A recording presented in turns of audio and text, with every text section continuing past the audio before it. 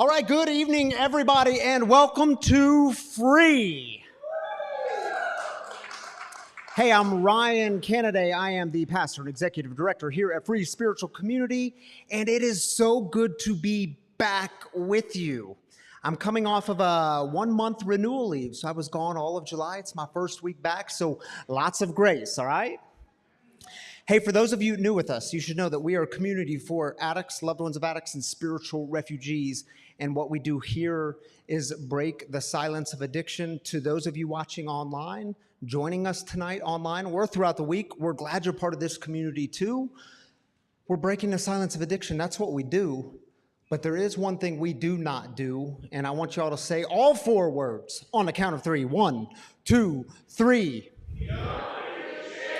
We don't do shame. Man, there's a lot going on that I should tell you about. You know, it's my first Saturday back, but the thing is, we've been here all day. It was a great day. It was the celebration of our grand opening of the Free Cafe. So we had storytellers in throughout the day. We had events, ribbon cutting. We had cake, lots of coffee. So I got sugar in me. I got caffeine in me. I'm good to go. We had Monte Ball was just here sharing his story, former Denver Bronco. Yeah. He's, for those of you that were here, you heard this, he's living back in Denver, and he asked us in a very public way, he said, man, can I be part of this community? And we said, we're going to pray about it, Monty.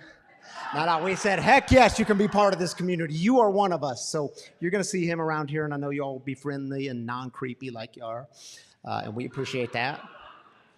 Hey, something else, welcome bags. If you are new here, if you're a guest with us tonight, if it's your first time here, right outside these doors that Lance is opening, you will see a bag with coffee, fresh roasted, wagon coffee. It's got some swag in it, some information about us. Oh, that's the last one? Y'all already took them all. I see how y'all are doing. I see how it is. We got one over there. We got 3 over there. 1, 2, 3. Oh, I forgot to do this too.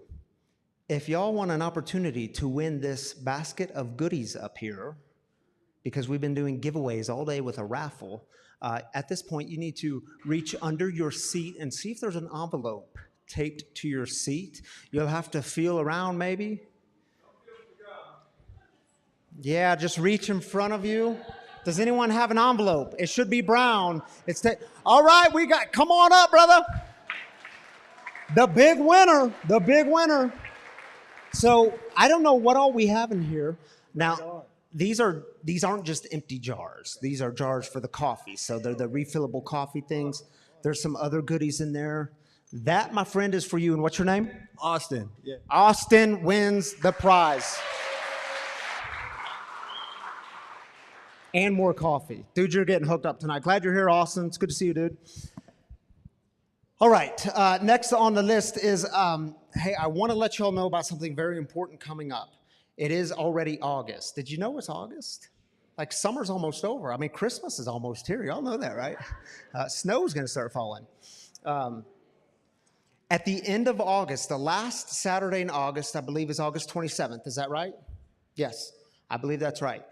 Do we have an image for the screen? We will be having Living Undeterred, the tour here. They're going to join us that Saturday night.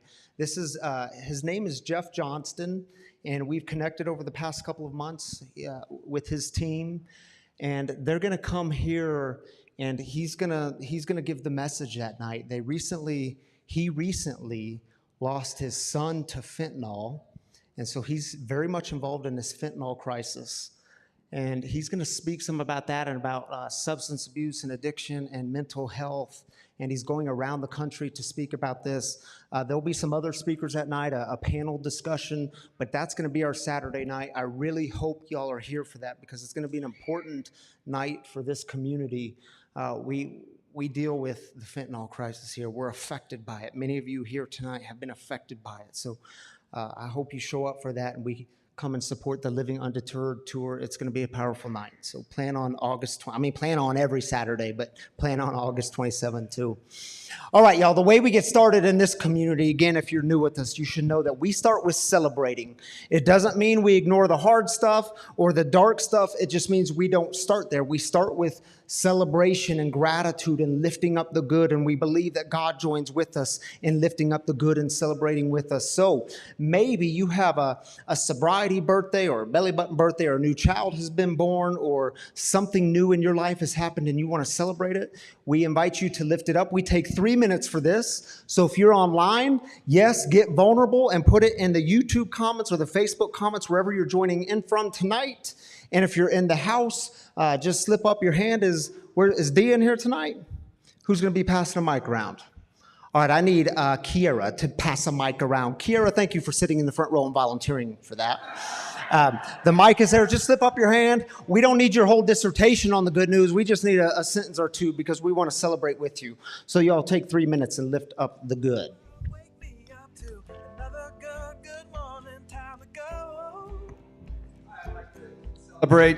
I'd like to celebrate the air conditioning that we have here on this hot August day.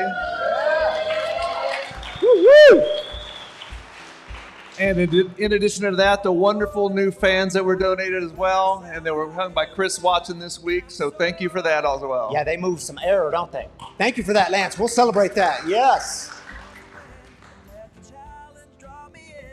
I'm Alicia. I just got a job at Landmark Recovery, and I get to carry the message and find my life's purpose every single day. So thank you so much. Congratulations, Alicia.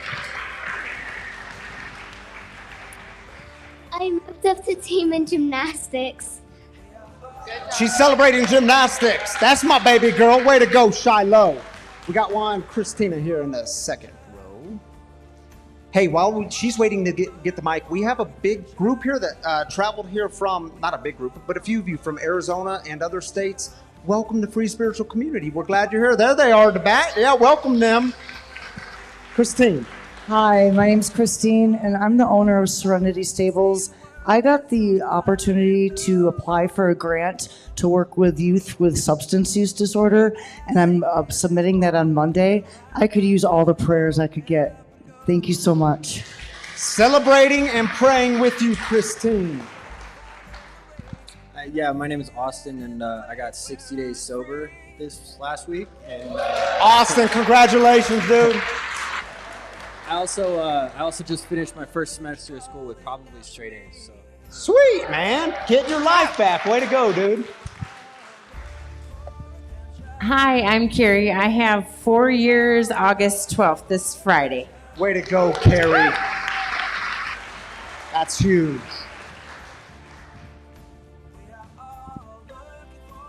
I'm Jim, and I'm grateful that tomorrow I get to go and spend time at Serenity Stables with Christine and her horses. All right, man. Congratulations. All right, we got 30 seconds. Who's taking us out? We got time for a couple more. My name's Simon, and I too am celebrating 60 days this coming Tuesday. Way to go, Simon. Keep on going, brother.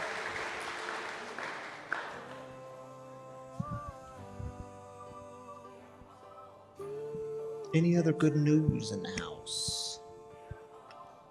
We got one right. Oh, we got two. They all come at the end. My name is Peyton, and I am finally starting to do some volunteer work for an organization that I will hopefully work for soon that I've wanted for a long time. All right, Peyton. Good stuff, bro.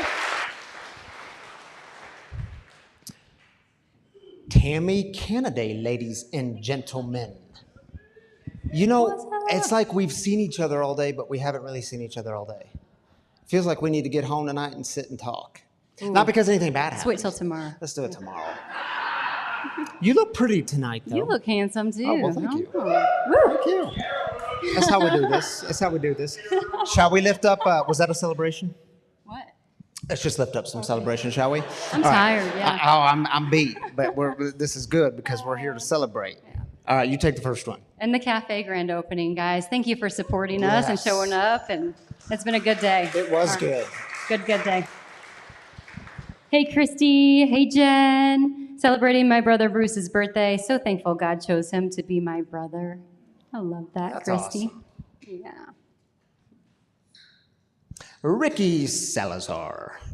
I don't know why I said your name like that, but I'm glad you're in this community, Ricky, down from Texas. Our group is ending our back to school drive for the local schools here. We got way more than expected, and it feels good to be giving back for a change. Love y'all. Hey, we love you Good too. We're stuff. celebrating that with you. Good stuff, Ricky. We've been following it, man. Doing some good work in the world. And Doug says, new boss, new school year, new hope. Gratitude. Good to have you here, Doug. Congratulations, Doug. Alyssa Joe says, celebrating sobriety and life. We will celebrate that with you all day long, Alyssa. Thank you for lifting that up. And Sydney in the back. Sydney's back in the tech team back there. Want to celebrate having a beautiful day with AJ, Sunny, and Bobby. We don't get to be together as a family and hang out very much. It was a wonderful day, full of love, laughter, and grace. God is good. Thankful for my family. We're thankful for you too, y'all. Yeah, we'll lift that up. Thank you for sharing that with us, Sydney. Glad you guys are here. Bobby's been popping around all day. Yeah, Bobby's in the back. He's in the back. Tech team lead, running things. Jana says, I'm alive, happy, joyous, and free. Woo-hoo, Jana. Jana, we're celebrating that with you. We're so glad you're part of this community. Thank you for lifting that up. Tammy Canaday, thank you for being up here with me tonight. Yep, that can go right back over there. All right, y'all, so we are starting a little 3-week series called Let Your Life Speak. It's actually, this series is based on the book called Let Your Life Speak by Parker Palmer. Highly, highly recommend this book. I read this book 10 years ago. I'll be honest with y'all, I didn't really understand it. I liked it, I just didn't understand it. But you know how you can like reread a book or rewatch that movie years later and you're like, oh, this makes sense now. This stuff resonates. That's how it was when I reread this book on leave last month. So we're going to start a 3-week series called Let Your Life Speak.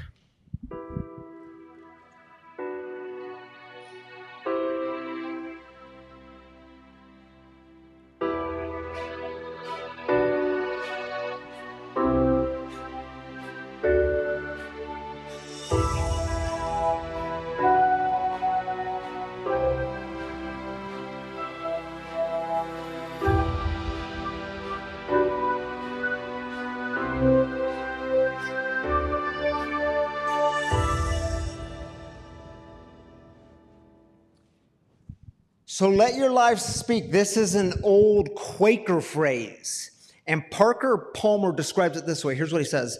Before you tell your life what you intend to do with it, listen for what it intends to do with you. You see, listening to your life, it demands a great deal of patience and humility and a deep trust. And by the way, how relevant for those of us in recovery, right?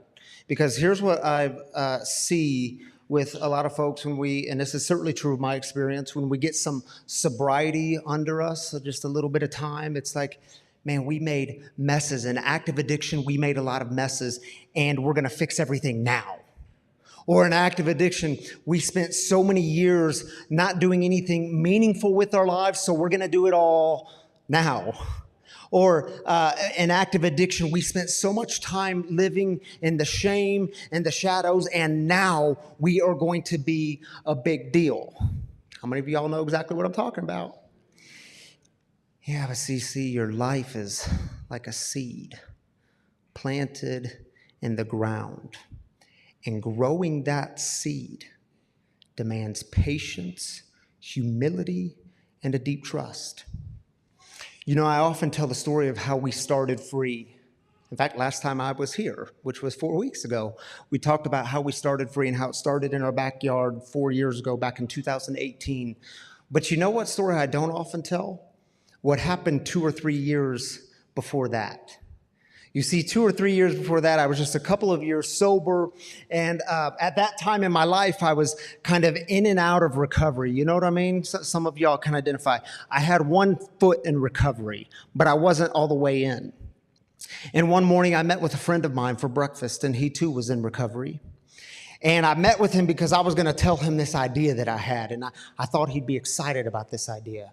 I said, dude, I just want to speak this to you. I want to start some sort of service for people in recovery. We'll do it in a church where I'm serving as pastor. And this is my idea. And I thought he would share my excitement. And he just looked at me. He didn't ask any follow-up questions. He said one statement.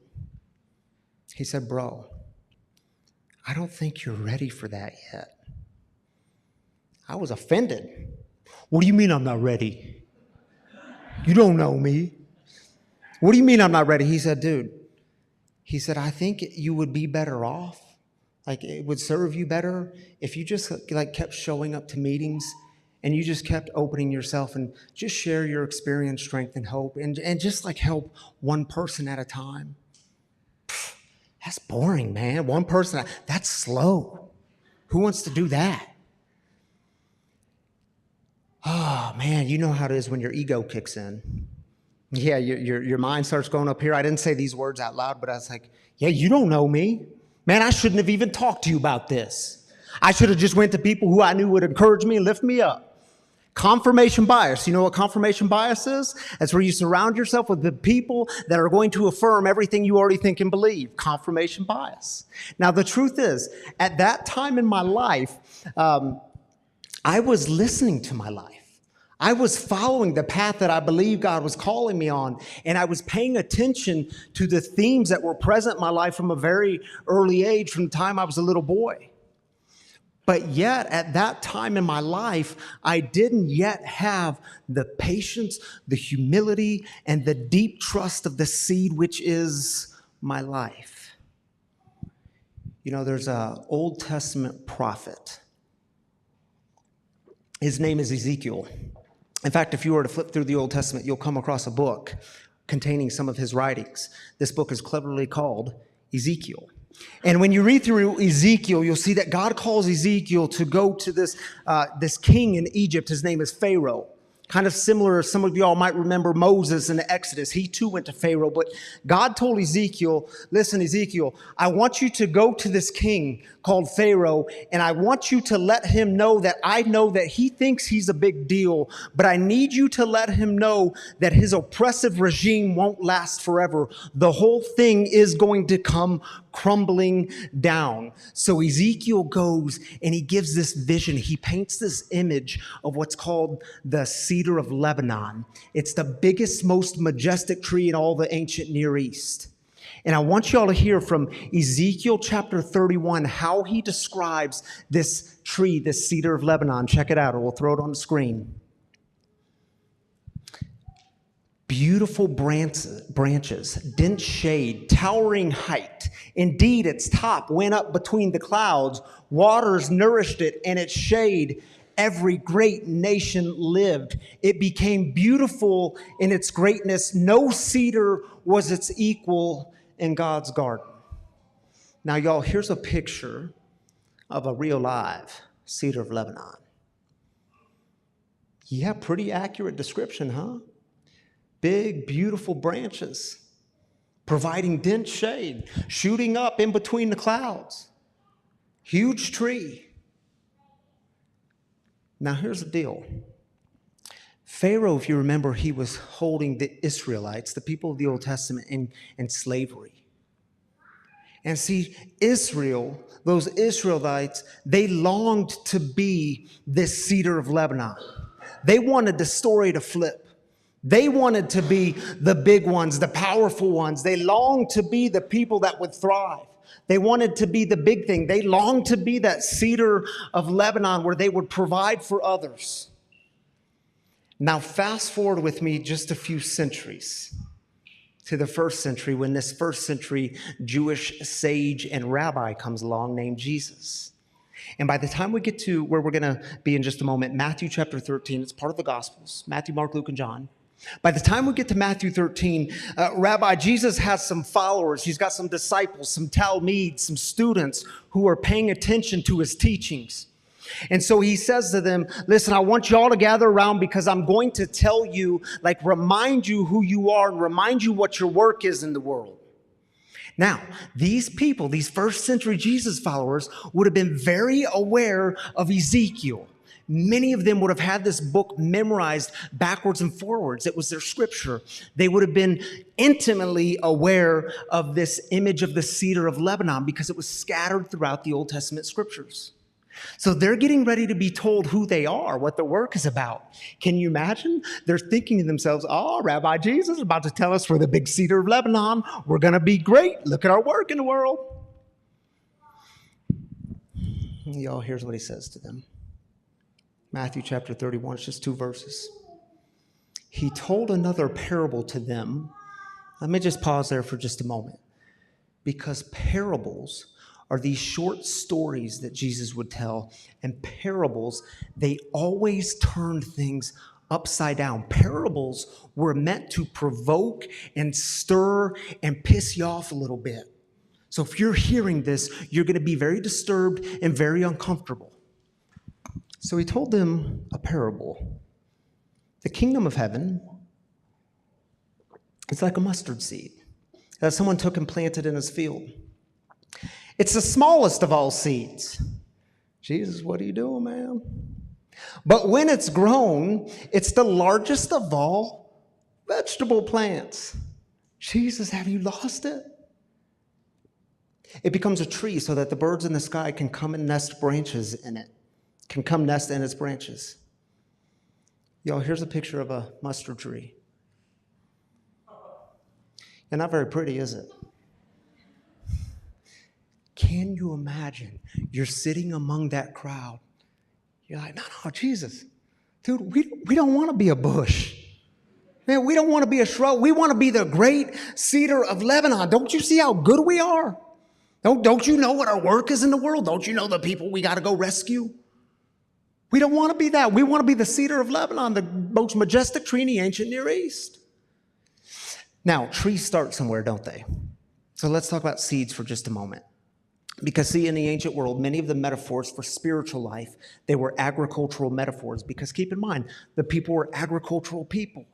So their metaphors revolved around like harvesting and planting and seeding and tilling the land and doing the farm work.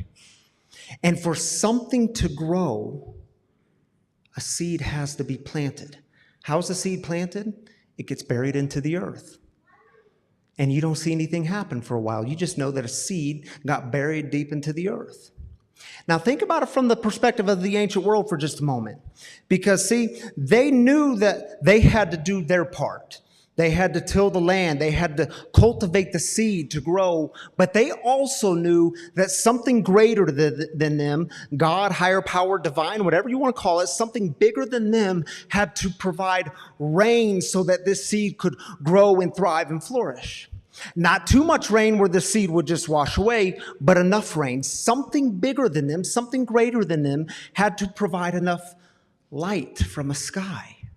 Not too much light where everything would burn, but enough light to where that seed could grow, flourish, and thrive. You see, for them, they realized it was both their active work, but they also had to rely upon this waiting and patience and a deep trust. And Jesus was picking up on this image when it comes to their soul, who they are as people in the world.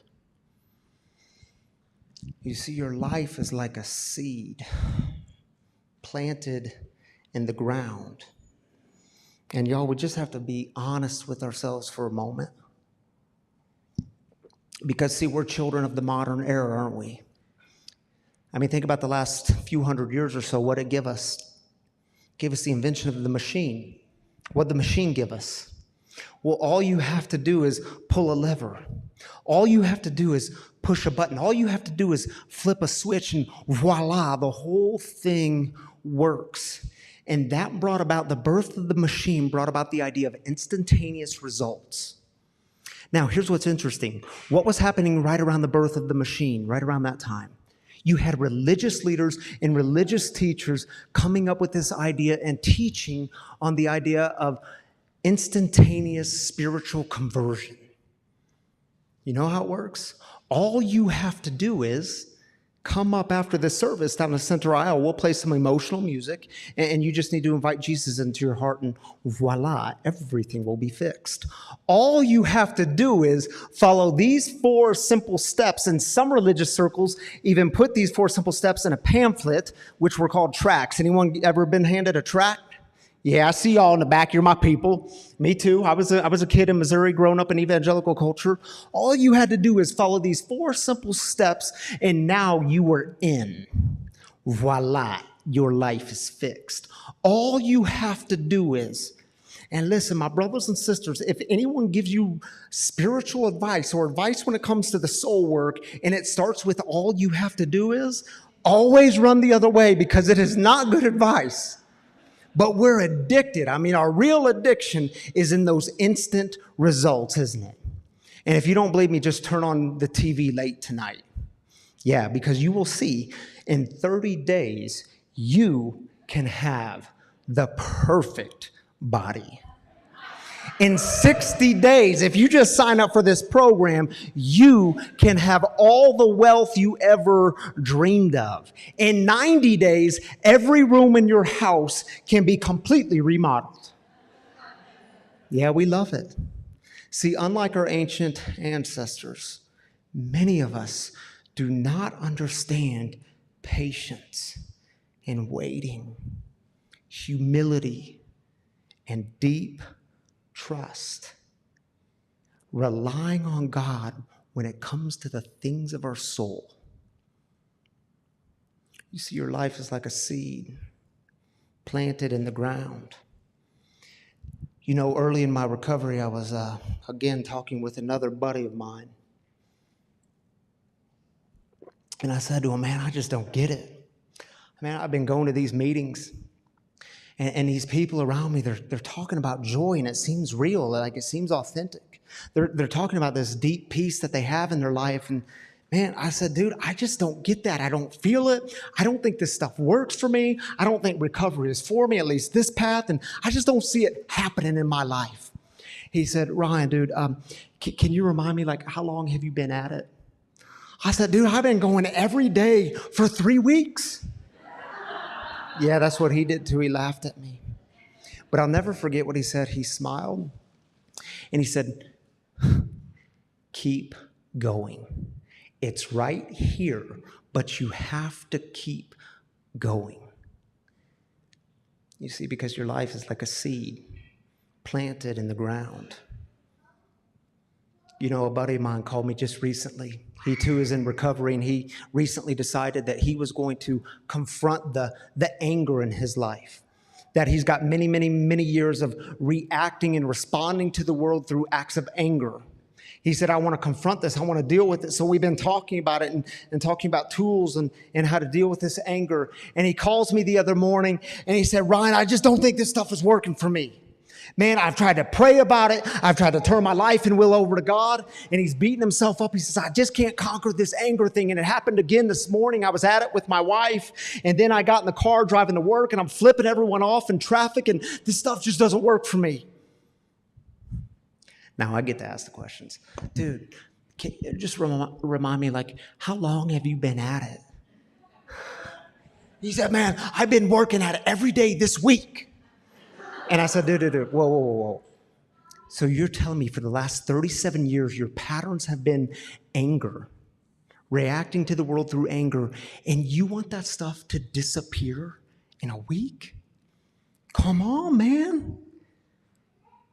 You have to keep going. It's right here, but you have to keep going because, see, your life is like a seed planted in the ground. And what happens with a seed? It goes into the ground and you don't see anything happen for a while. And y'all, I get it. We get frustrated. We cross our arms and we stomp our feet. And we say, this stuff just doesn't work. I mean, look, nothing is happening. This doesn't work for me. I'm not doing it anymore. It's stupid. Keep going. Hang on. Because I promise you, you will have moments where you look back and you start to reflect on your life and you're like, oh my goodness, what's that thing coming out of the ground? It looks like green. Coming out of that dry ground. How did that happen? I didn't think it was working. And y'all, let me give a warning.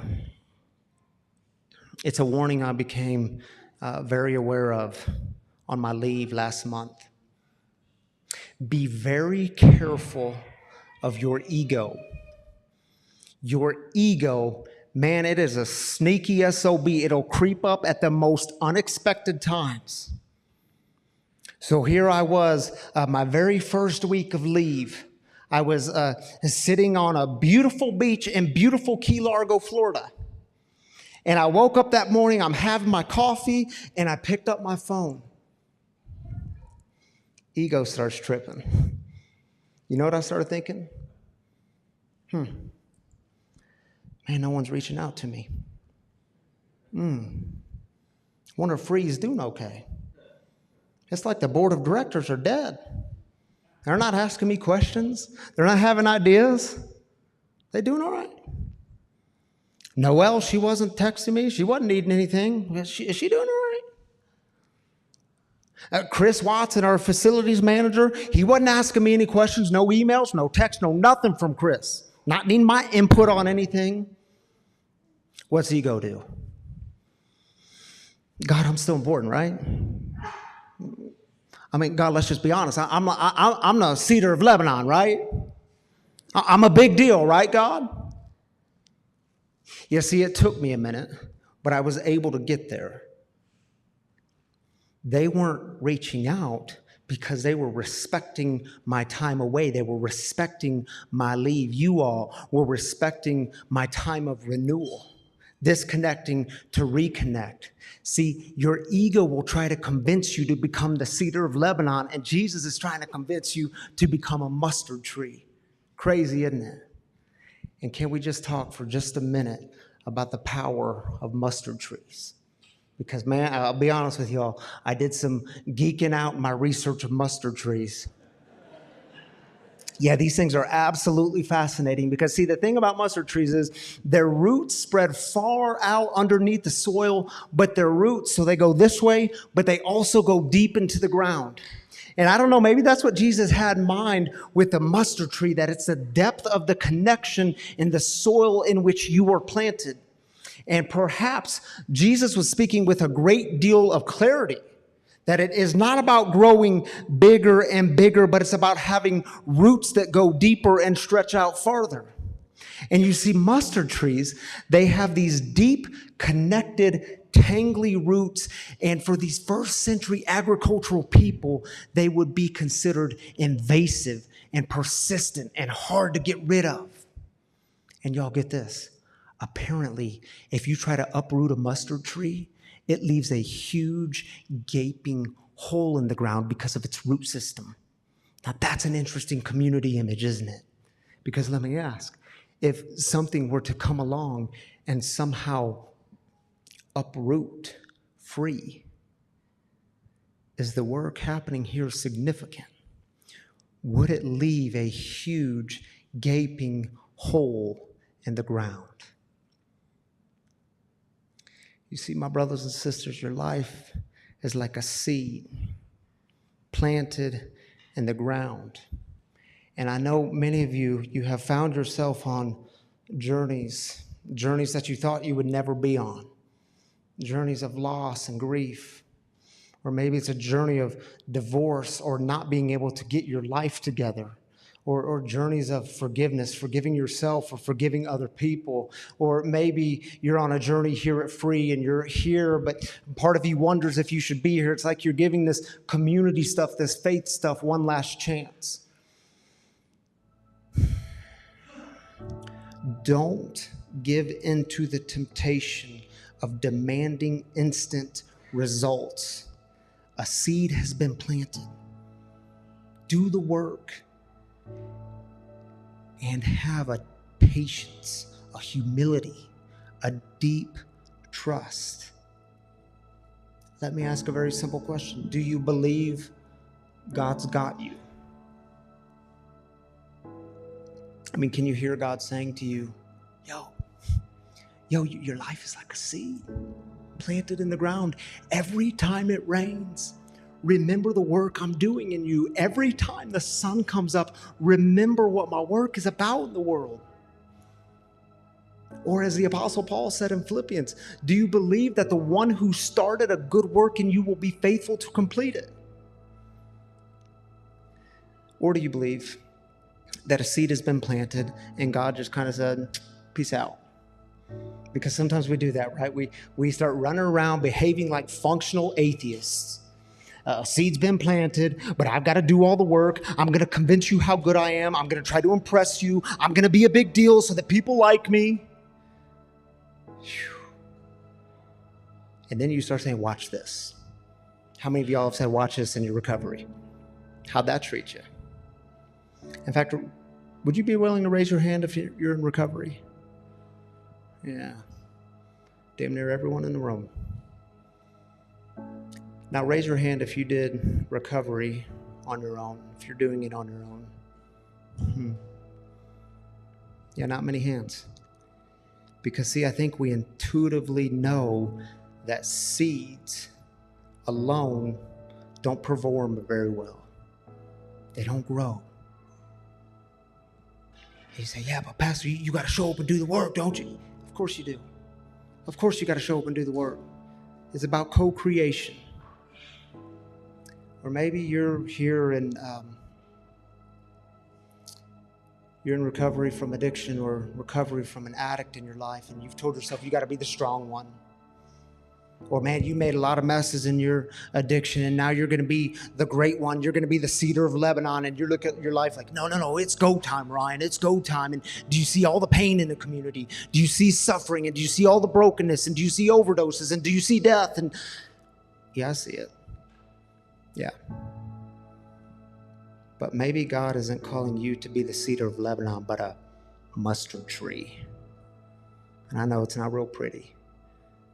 But those roots, they go deep, and they're connected to the things that matter, and they have tangly roots. They're involved in the lives in the soil. They're involved in the lives of the people around them. And yes, it's messy, and yes, the tree isn't always pretty, but are you being vulnerable? Are you vulnerable enough to let your really messy story speak hope to the lives of others who so desperately need it?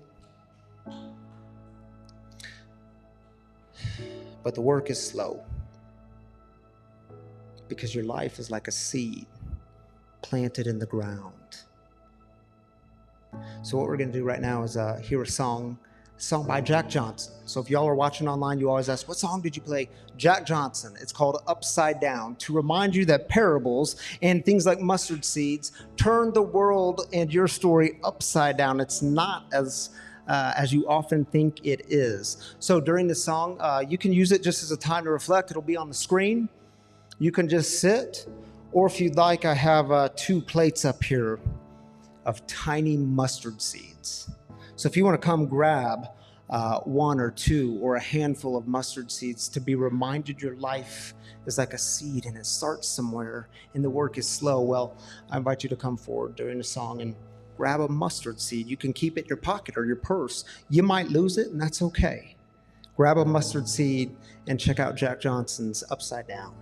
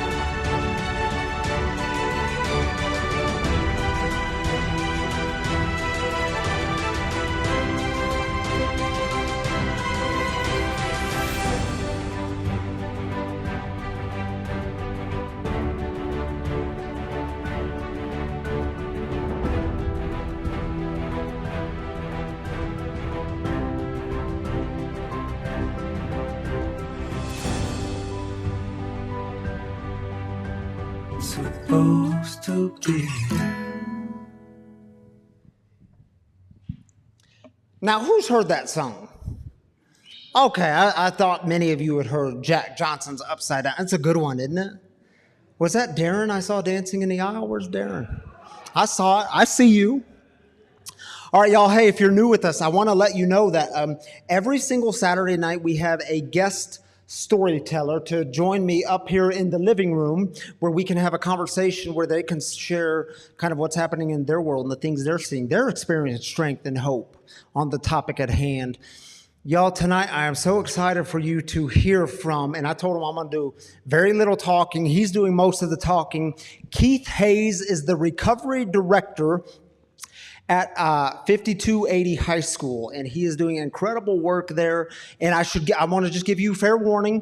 His voice does rise at sometimes, and he's not mad at y'all. He's not yelling at y'all. He's just very passionate about the work of recovery and what's happening in people's lives.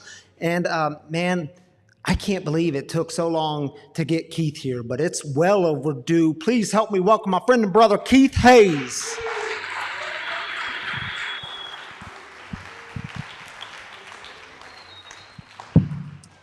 Man.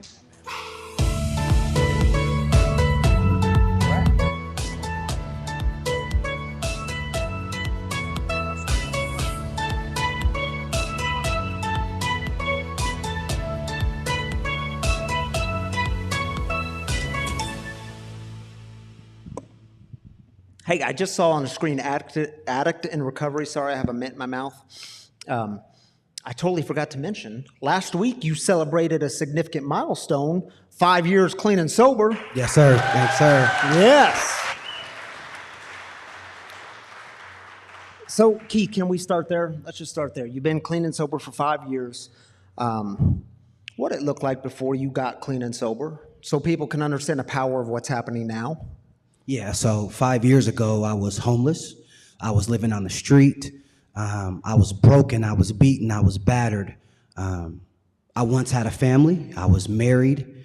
I had a wife, and I had 2 beautiful children, Kiara and Keith. And I could not stop drinking and drugging no matter how good my life got. And I had the American dream, as they call it. I had the house with the white picket fence, a couple of beautiful kids, a beautiful wife. And it wasn't enough because I was still searching for ease and comfort in my life. I've never been really comfortable in my own skin, and I liked the effects produced by drugs and alcohol. And because of that, I gave away everything that I ever cared about and loved. I gave away my mom. I gave away the house. I gave away the kids, and I lost everything. And from there, my life continued to spiral out of control. I could not keep a job anymore. And before you knew it, I was on the streets. And I was out there, as we call it, running and gunning.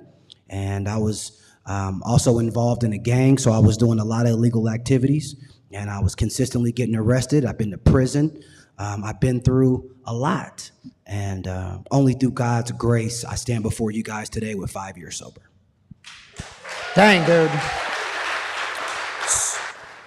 So you ended up getting put on probation, and your probation officer gave you kind of a second chance at life, right? She did. The crazy part is if anybody here's ever been on probation, you have to report to probation, either every couple of weeks or every month or at least quarterly to do UAs or check in and just to make sure, hey, that you're doing what you're supposed to be doing.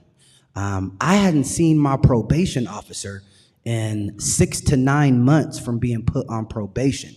And there was no way that I shouldn't have a warrant out for my arrest. I should have a warrant out for my arrest. I was underneath the impression that I was on the run. So when I decided one morning that I wanted to get sober, my mom came and picked me up, and she said, I don't know what you're gonna do, son, but you can't stay up in here, right? And that's where addiction had taken me, right? It's a very hopeless feeling when your mom goes to the bathroom and she takes her purse with her, right? Because she can't trust what you may do. And that's where my life had taken me to. We went down to the probation office, and my probation officer said the craziest thing. She said, I want you to look at that board up there. And on that board is the names of all the people probation that I was going to revoke tomorrow. And since I have not revoked your probation yet, you want to get clean and sober, I'm going to give you that opportunity. So what'd you do? So I started looking around for programs, and I got accepted into the Denver Salvation Army ARC. And program changed my life. I had to learn how to eat breakfast again. I had to learn how to wash my face and brush my teeth again. I had to learn how to be human again because addiction had taken away my humanity. It had taken away my dignity, right?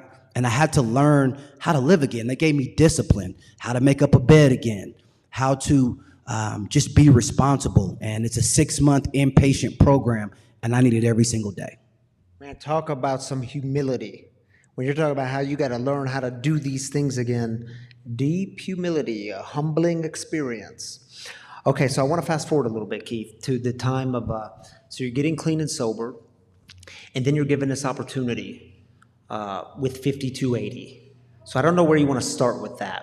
I know you were working in other industries before 5280, but this tremendous opportunity came along to you, and talk a little bit about that. Sure. So I was working in finance, and I had a great career, and I was a couple of years into my sobriety. And the executive director and founder of 5280 High School, Melissa Mouton, is also in the rooms of recovery. And I just want to back and tell you, 5280 High School is a recovery high school here in Denver, Colorado. And we serve students who struggle with substance abuse, self-harm, and other destructive behaviors. And we provide a safe space for kids to be able to get their high school diploma, also while learning how to stay clean and sober one day at a time. And thank you, guys. Yeah, dude, that's big. That's big. And Melissa, when she first came into recovery herself, she met a teenager who had 6 months sober. And she asked the teenager, he went to East High School right here in Denver, and she asked him, 6 months clean off of heroin, what did you have to do? And the first things out of his mouth was, I had to drop out of high school. And she was flabbergasted.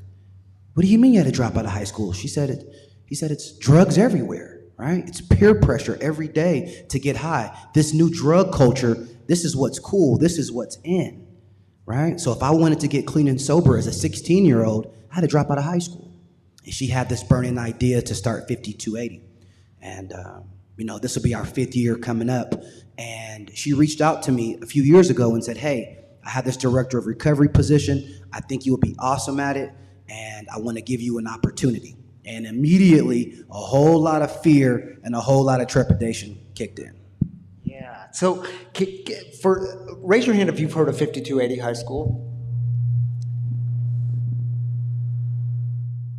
That was spirit raising their hand too. All right, that's what that was. The vibration of the Can you just, I know you just talked about it briefly, but tell us what are the values of 5280? What happens at 5280? And there might be someone here with a high school student who's like, dang, how do I do that? How do I get in there? Give us like the nuts and bolts of 5280 High School, the work you're doing. Sure. So 5280 High School, some of our design principles are equity. There's other recovery high schools in our country, but most of them are privately funded, which means you can only go to that school unless you can afford the tuition, right? Unless you have the right social and economic situation to be able to pay for your student to be able to get sober, right? And equity is very important to us, that anybody, no matter where they live at in Colorado or no matter their social economic history, has an opportunity to be able to come to our school and be able to be in that sober environment. Intentional community is another design principle of our school that's very important to us. It's just like when you come into the rooms of recovery, we have a large population of students who are clean and sober. And when the next new kid comes in, whether they come in from treatment or they come in from a different high school, they embrace that person as one of their brothers or sisters. And they bring them in and they support them in their journey and they hold each other accountable. And really what we use is positive peer pressure, right? To be able to get sober and stay sober. And, if you've been going to a school that has 2,000 kids, and now you show up and there's 100 kids here who are all sober and they're all happy, joyous, and free, then that gives you some hope.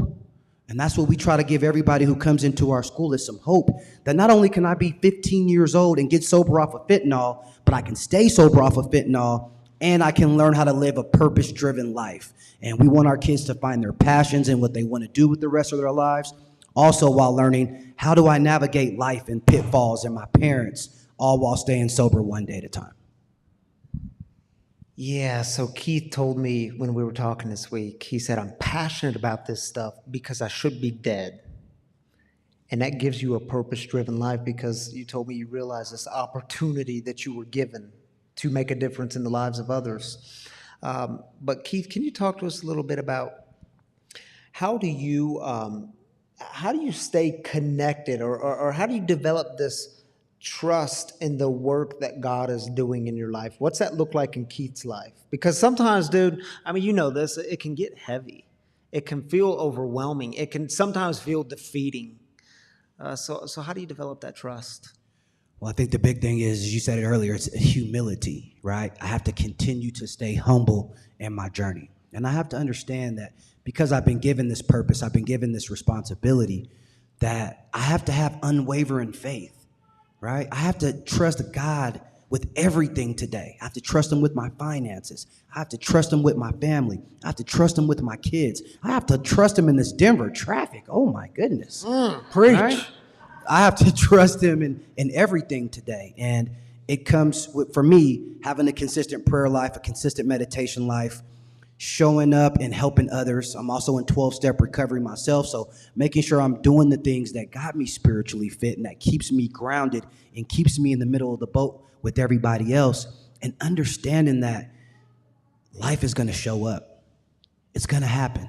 You know, we lost a student last year, freshman, in last September. She died of a fentanyl overdose. And I still had to show up to school the very next day with the same energy and the same drive and the same passion, because everybody and the kids are looking to me to see how I'm going to respond, how I'm going to react, right? Like I talk about the kids, we have to have faith, and we got to trust God's plan all the way through, especially when it gets dark, especially when it gets heavy. I got to continue to trust God's plan for my life today and understand that this too shall pass. So, dude, the primary age of students you're working with, is it like 14 to 18, 13, 18, something in there? It is. I would say 14 to 20. Sometimes you have a kid who's been in treatment for a year, maybe even 2 years, trying to get their life back on track. And they come in very behind in their credits. So we do a lot of credit recovery, a lot of summer school, and sometimes it may take a kid till they're 19 or 20. Even had one last year, 21 years old, but he's seen it through and he still graduated, and that's what's so awesome. But we enroll from 9th grade to 12th grade, and you know, I have kids who come to us 13, 14 years old, just coming off of fentanyl, just coming off of heroin. I got a student who was sticking a needle in her arm at 10 years old. And we're in the largest drug crisis our country's ever seen, and it's starting with our kids. So it is my passion, and that I want to try to be able to help as many kids as we can, because if they can get it now, they don't have to go through what we had to go through. And so we're trying to make an impact with our youth and let them see that you can be happy and okay without drugs. So Keith, let me ask, yeah, that's good stuff, isn't it? You know, sometimes with our guest storytellers, I ask them to speak a word of hope to someone who's barely hanging on. But I want to ask you, what is the word of hope you give to a young person, that 14, 15, 16, 17, 18-year-old, 19, 20-year-old? What's the word of hope you give them if they're coming in and they're barely hanging on? They're like, man, maybe you did it, Keith, but you don't know my life. You don't know what I've been through. What word of hope do you give?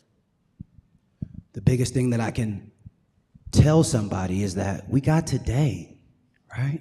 We got today. And we're not going to get caught up in the past. We're not going to get caught up in what's going to happen tomorrow. But we got today. And we all get the same 24 hours, and it's all of our responsibilities to try to do the best that we can with those 24 hours. And that it's okay. It's okay to not be okay. There's been a lot of times in my journey where I haven't been okay. Right? It's been difficult, it's been challenging, it's been a struggle. I've lost so many people due to this disease, and I haven't been okay. And that's okay to sit in those feelings and sit in those emotions and understanding that this too shall pass. So I just let them know, like, it's okay to not be okay today, right? Let's just stay sober today, and we're going to worry about tomorrow when tomorrow comes, and I'm going to be here for you. Your other students that are here are going to be here for you. Us as an organization and a staff is going to be here for you, and we're just going to keep showing up until you do feel okay. Right? And then once you feel okay, you will have a responsibility to help somebody else be okay. And we have kids today who are in 12-step recovery and who are sponsoring other kids. And there's a large youth recovery movement here in Colorado. And they are getting sober and staying sober. And it's a beautiful thing to see. And that's my message of faith, that we just got today. And it's okay to not be okay. Yeah. So I don't know about y'all, but I've got my two daughters are sitting over here on this couch. I said, what are you babies doing out of the kids' room? They said, man, we've been in there all day. We asked if we could sit in here tonight. I'm glad y'all were here to hear Keith. Man, if they ever start struggling, I want to send them right to Keith. So, Keith, thank you for being with us. Tim, I've got to say this because my wife, Tammy, will appreciate this. As Keith and I were sitting in my office this week, I said, dude, before you leave here, let me hook you up with some coffee. He said, dude, we'll be picking up like several pounds later this week because 5280 High School serves wagon coffee. Come on, full circle. Keith, anything else you want to add, brother, while you have the mic? Well, just real quickly, I want to say thank you. And thank you for the work that you and Tammy are doing in our community. Thank you to Wagon Coffee. You guys are been such a blessing in the recovery community over these last several years. And look at this, right? I was telling Ryan the last time I was here, there was the building they were working on wasn't gonna happen, right? And they had to be out of their previous facility pretty quickly. And I never seen them waver. I watch a lot online, and I never seen them feel destitute about it. And they had faith of a mustard seed. And they continued to show up, and they continued to do the work. And now look at this beautiful facility that we all get the blessing to be able to be in and hear a word from Ryan today. So he is being the demonstration. Him and Tammy are being the demonstration of what this life, this purpose-driven life looks like. So we're grateful to have them in the community. And I just want to say, if you have a teenager who's out there struggling, who's trying to find their way, who's lost, who's broken, that there's help and there's a solution. And I have a lot of resources for teenagers, whether it's treatment, whether it's our high school, whatever that looks like. But if you just need some help as a parent to help navigate these waters, and you need somebody to talk to who understands and gets it, please reach out to me. My cell phone number is area code 720-692-1362. You can call me anytime. You can reach out to www.5280highschool.org to look in how to enroll your student in our school. And I am just truly grateful for the life that I have today. And it all comes back to having faith and trusting God no matter what. So I love you guys, and thank you guys so much for having me today. So grateful, Keith. Thank you, brother.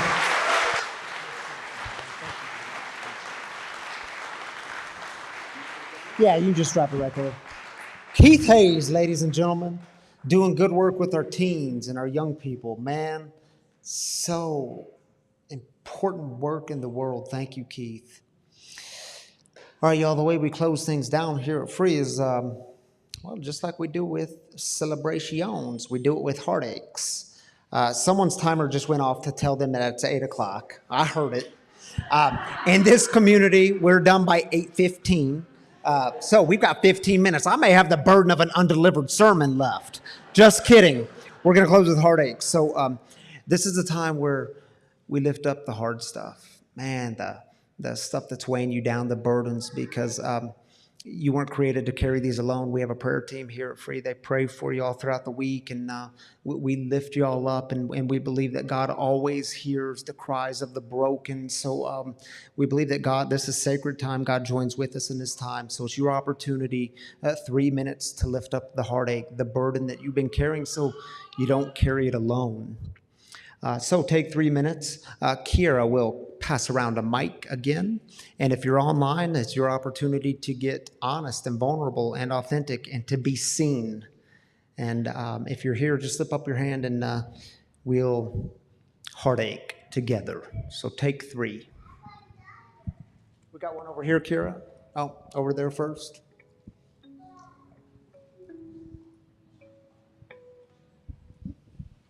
My name is Carla, and I spoke with my very dear friend earlier just before coming here, and she is having to apply for guardianship for her granddaughter because her daughter, who is on fentanyl, has disappeared. So I don't want to share names publicly, but if we could just lift them up, I'd appreciate it. Lifting up your friend. Thank you for lifting them up, Carla. Prayers for them.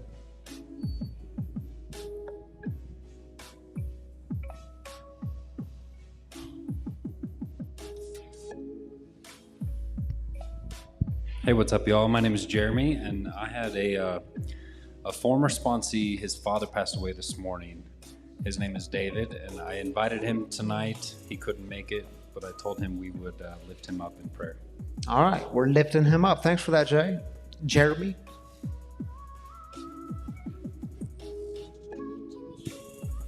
Good evening, I'm Tom, and I'm sitting here with my wife, Connie, and unfortunately we lost our 25-year-old daughter 2 Sundays ago to fentanyl. So if you could please put her in your prayers, we would sure appreciate it. Thank you. Daily, man, lifting y'all up. And I'm so glad you guys are here tonight. It's an honor to have you here. Hi, my name is Petra, and my son Matthew and I are here tonight. We took a break from the hospital. My husband was in a pretty serious mountain bike accident this week, and he's going to be fine in the long run, but it's going to be a long road. Petra, glad you're here. Thanks for sharing that with us. Prayers for your husband with a terrible accident.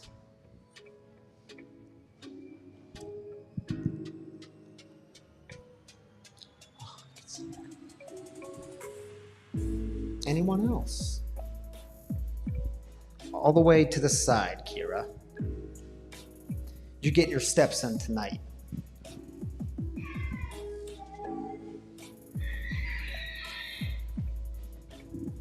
Hi, I'm Kavita. I've just had a lot of friends who've been talking more openly about mental health and addiction. Just they go so hand in hand, and I'm just lifting up the recovery community as we start to grow.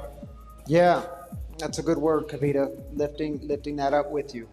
Mental health and addiction and recovery go together. Thank you for that, Kavita.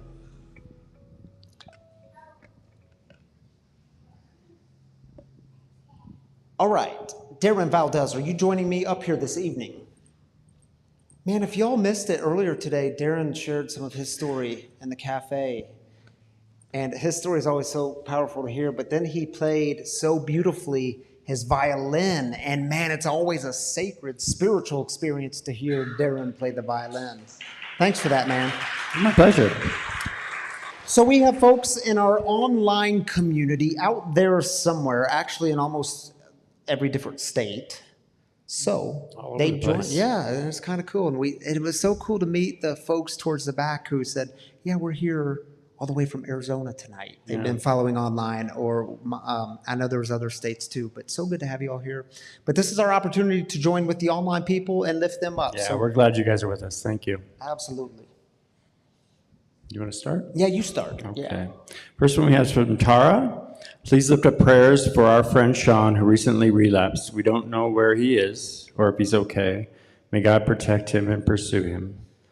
Lifting Sean up in our prayers, and hopefully he finds his way home. Yeah, prayers for Sean. Julie says, please keep me in your prayers in the coming weeks as I approach 1 year without my beautiful daughter, Jessica, forever 22. F ... You all can figure out what that means. Fentanyl. And y'all, let me just say, are you aware of how many times fentanyl has been mentioned by you all tonight? So when we say it's a crisis, an epidemic, it's very, very real. I hope we stay aware of that. Thank you, Julie, lifting you up tonight. Next we have Claire. Please pray for my son, Will, who continues in recovery as an alcoholic. Pray for strength as he re-enters college life sober. Oof, yes, we will definitely pray for that. That's a tough one. Claire, it is good to have you tonight. She's a colleague of mine joining us, so so good to have you here with this community, and not just tonight. I know you tune in often, but I'm grateful for you. Prayers. Jackie says, August 3rd is the anniversary of my dad passing away.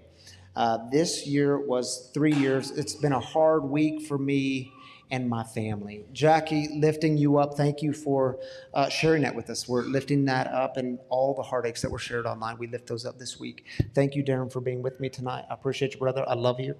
Glad you're here. Yeah, we'll clap for Darren. Hey, listen, the way we keep this community going, I shouldn't say the way, one of the ways. You try to find non-awkward ways to talk about money all the time, especially if you're a pastor. But one of the ways we keep this thing moving forward is through your generous giving. We have a giving box there next to Lance. Lance, throw your hands in the air like you just don't care. And then there's a giving box just outside the other doors.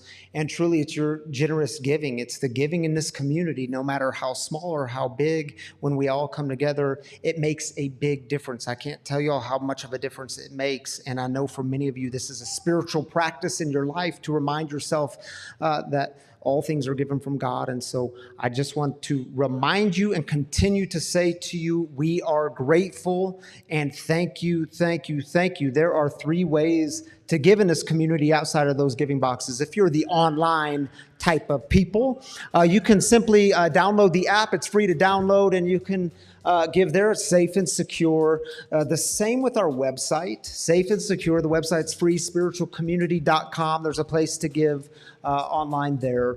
Or you can text the number on your screen. It will walk you through a simple set of instructions. And it is your giving that helps this mission of breaking the silence of addiction and creating space for healing, recovery, and spiritual connection. It's what helps us thrive. It's how we be the wagon together. Have I told the wagon story in a while? Man, I got 6 minutes, and this story is only like 60 seconds, so it's a blessing. Let me tell you how we're the wagon together. You'll see the wagon just outside these doors. You'll see the wagon on my neck. It's a tattoo because it's a central image of this community. It's always from day one. We've had a wagon in our backyard, and here's why. When I was visiting the LA Rescue Mission in Los Angeles, I was taking the tour. It's the largest rescue mission in the country. And I was taking the tour with the executive director, and we went up to the top floor. And on their top floor is their memorabilia wall. On their memorabilia wall is a photo of this wagon, black and white wagon. And I said, dude, what's the story with the wagon? He said, you don't know about the wagon? And I said, no, but apparently I need to know. He said, that's how this rescue mission got started. This was back in the late 1800s. This wagon would late at night get some people on it, and they would go into the roughest parts of LA, and they would distribute things like clothing and food and Bibles. And then at the end of the night, they would welcome anyone who wanted to get on the wagon and go back to a place of recovery to hop on.